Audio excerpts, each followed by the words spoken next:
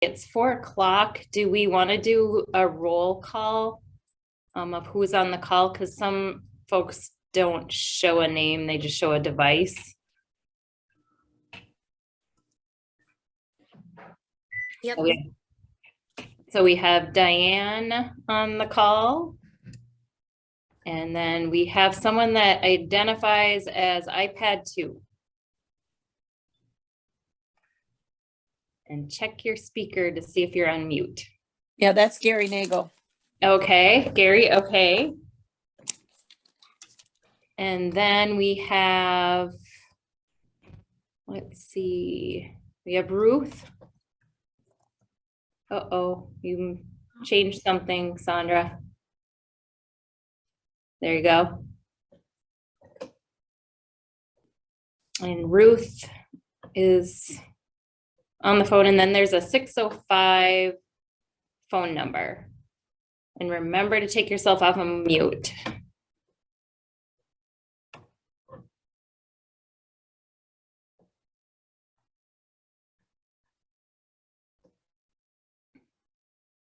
And if somebody, the 605 number.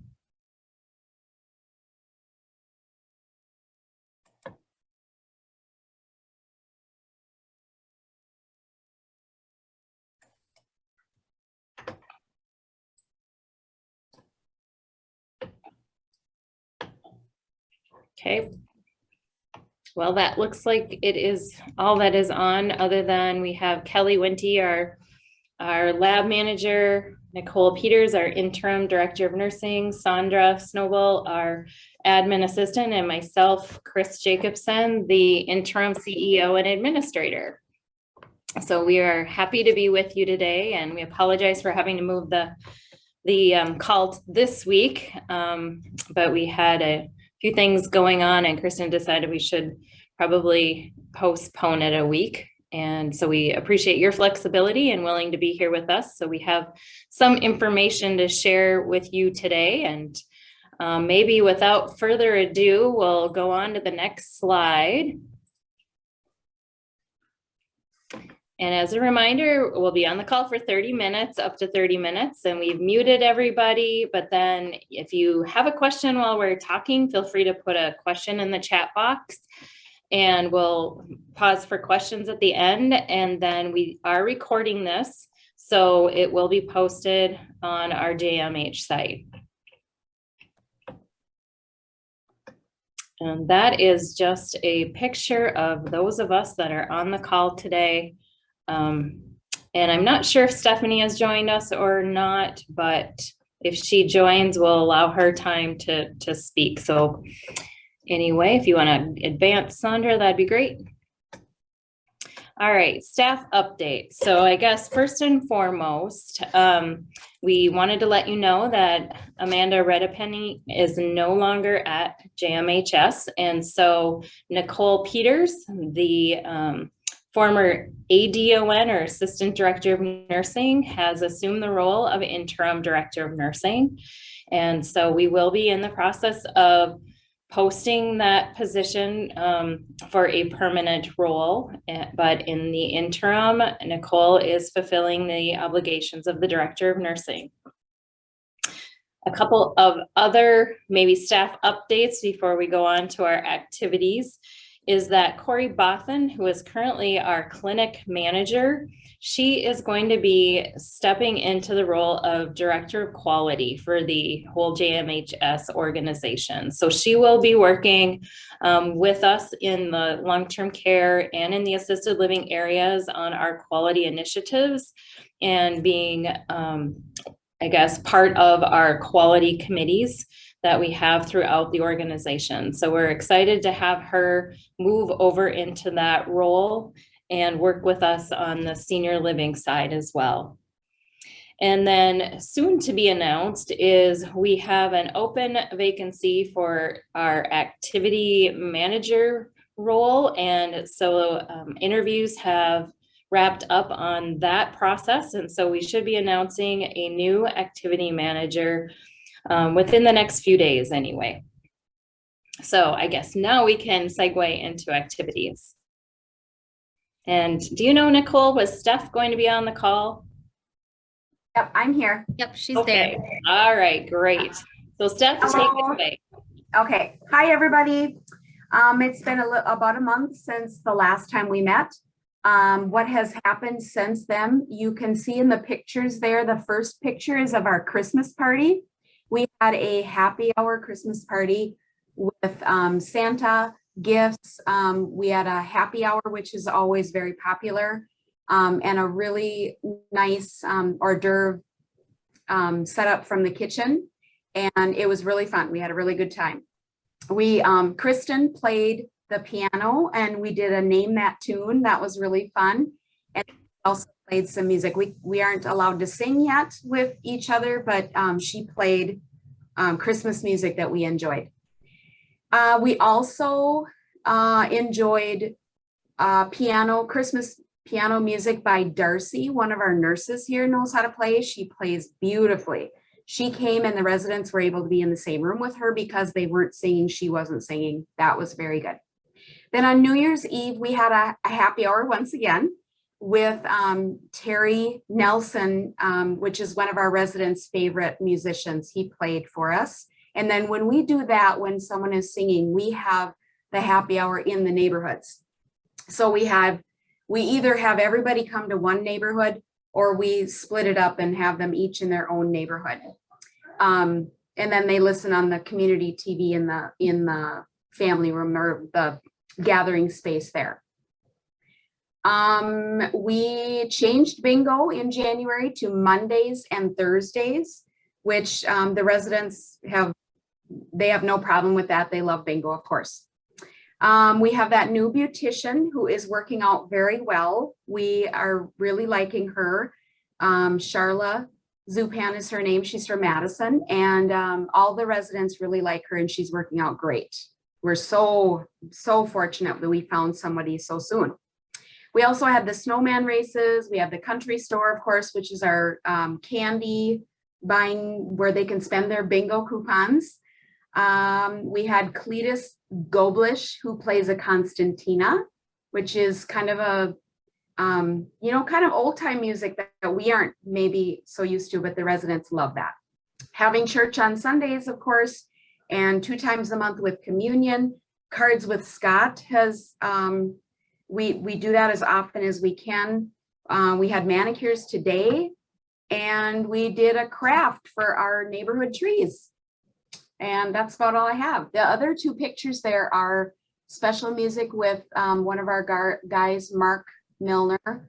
We have to do that over the TV, like I said. And then that next one is one of our other very favorite activities, which is noodle ball. And we've had some requests to have that more than once a week. So we're gonna kind of work that in when we can. So that's it. Any questions?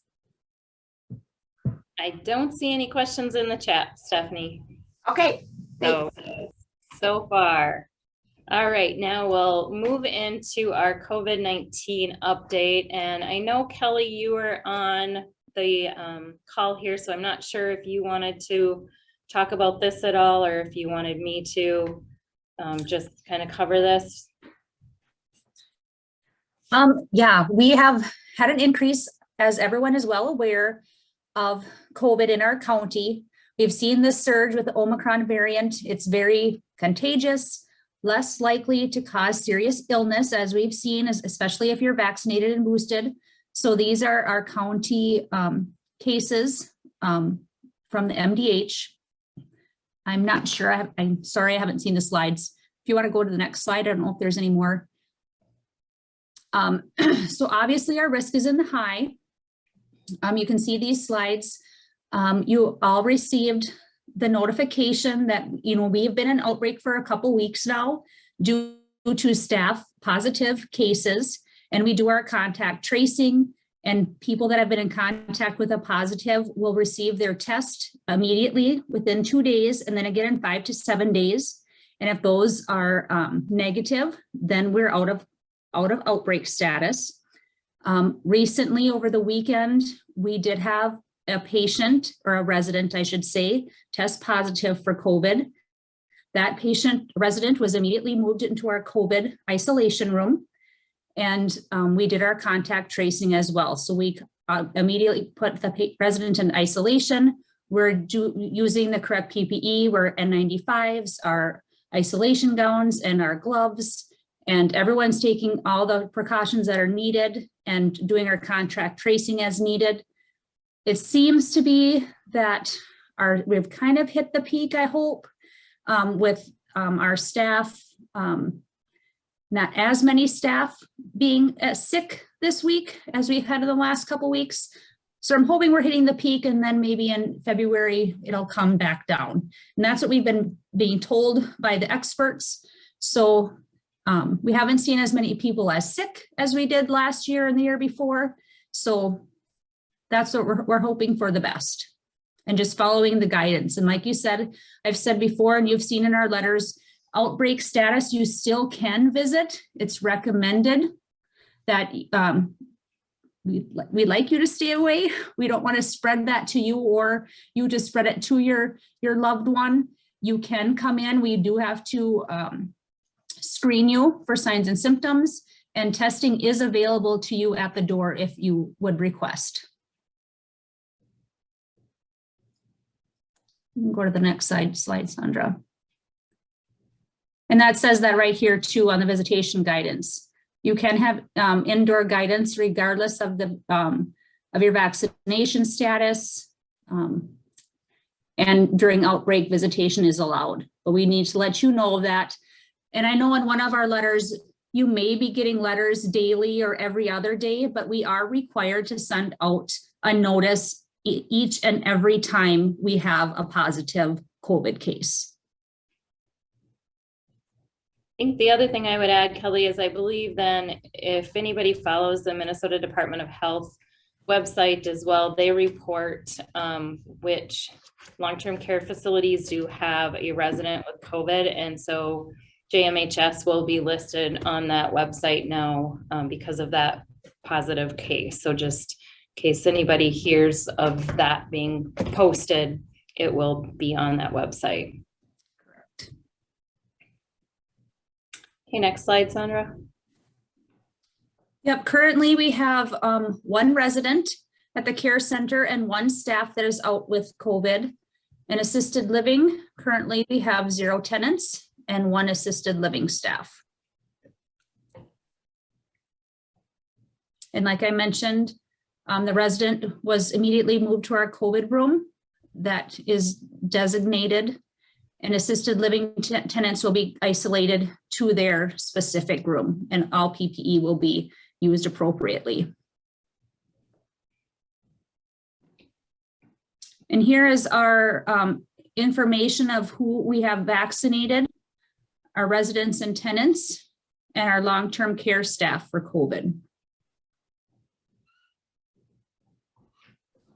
I think I'd probably mention too, and maybe Nicole, if you need to want to step in here, we are ensuring that as minimally as possible, our staff are not not being shared between the different areas, that we're keeping them consistent in one area and consistently caring for the same group of individuals. And we're doing that out of precaution too.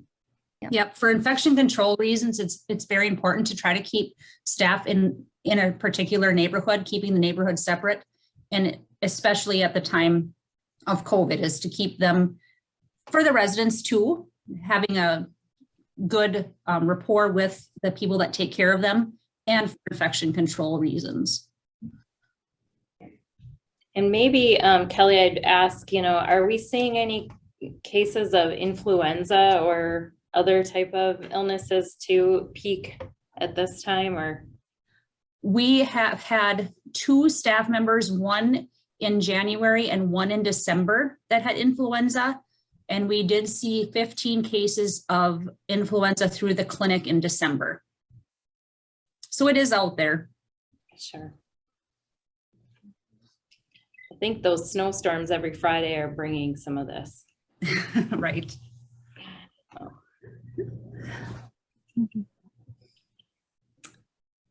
And as we said, that we're trying to maintain these family Zoom calls each month just to keep everyone updated and allow many different opportunities for folks to learn some of what's going on here.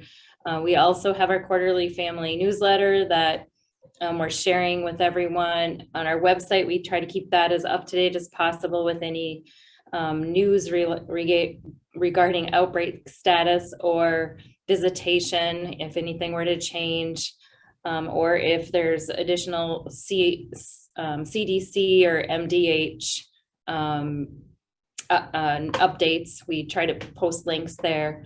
And then we also have our Healthline monthly e-newsletter that you're probably familiar with. And also more instantaneously, if we put announcements out in our social media pages. Maybe I will, at this time, I still don't see any questions in the chat. I will turn it over to Nicole if you would like to just maybe say hello, introduce yourself, in case there's someone on the call that doesn't know who you are, and share anything else that you find that we've not included that perhaps we should have. Sure, thank you. Yes, so as Chris had mentioned, my name is Nicole Peters, formerly the Assistant Director of Nursing at Johnson Memorial here in the Care Center, kind of just presuming that role of the interim DON. And I'm looking forward to, what's to come. And if you guys ever have any questions, please don't hesitate to give me a call. As you can see, my number and my email is right there. I'm happy to help answer any questions or find you guys the resources that you may be looking for.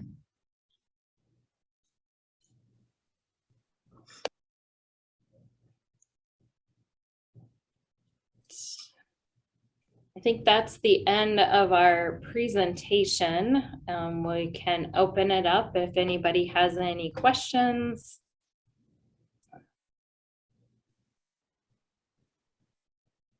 If not, then we will hopefully see you all again in a few weeks. And please stop by and say hello to Nicole and I and Steph and the rest of our team if you are visiting, and we would be happy to share a cup of coffee with you or have just a nice conversation one-on-one. So we look forward to meeting you and in person sometime. And we will see you again next month.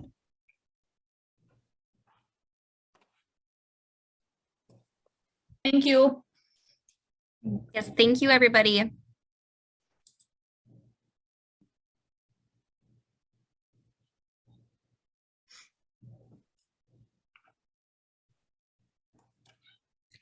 Hi. Yeah.